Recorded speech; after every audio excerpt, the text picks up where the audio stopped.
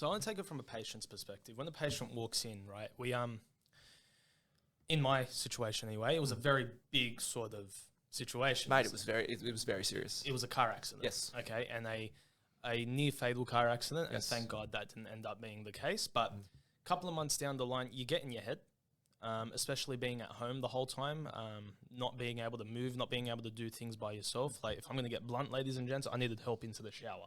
Like, that's how rough it is. And then when you come into a physio's room, this guy's meant to be the guy that's going to help you rehabilitate back to what you were, or the closest thing they can get you back to there. How do you deal with the mindset of a person coming in? Because there's a lot of negativity walking into that room. Yeah, you've already touched upon it in terms of you feel like your sense of value has dropped, and you feel like a burden.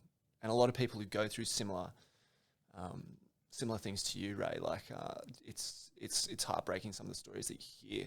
And you got to deal with that psychological component, and it's one of those areas of physio that we're tapping into, because it's incredibly powerful to lay your hands on someone, and I get to do that as a physio, which is great.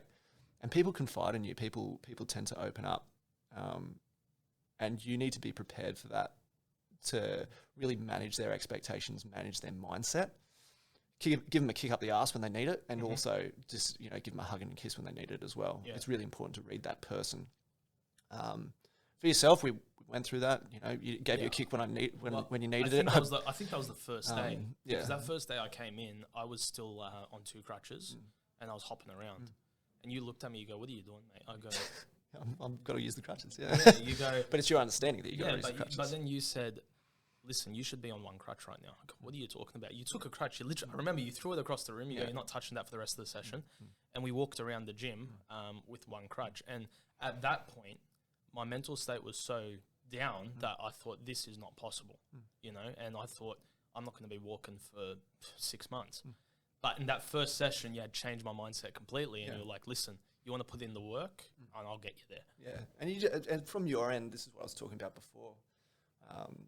If you're willing to buy in and trust the process and trust what I'm saying, makes my job a whole lot easier. So hopefully after the first session, you left and you thought, okay, this guy kind of knows what he's doing. Yeah.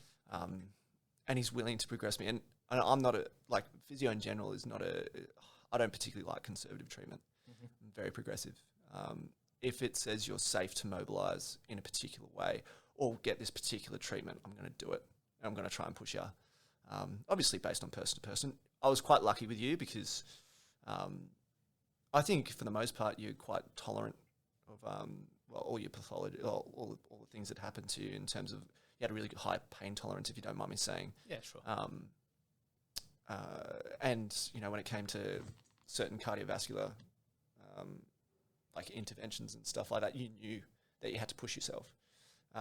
So it wasn't a moment of like, oh geez, no, Mitch, I can't do it.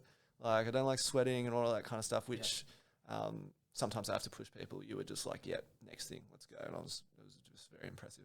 For you to bounce back from the initial stages to where you are now is a testament to you and your tenacity and resilience. So that's the reason why I got into physio, and we're probably getting into other things at the moment. But it's a pleasure treating people in the mindset of you. So well, I'll make sure I give you that money for that.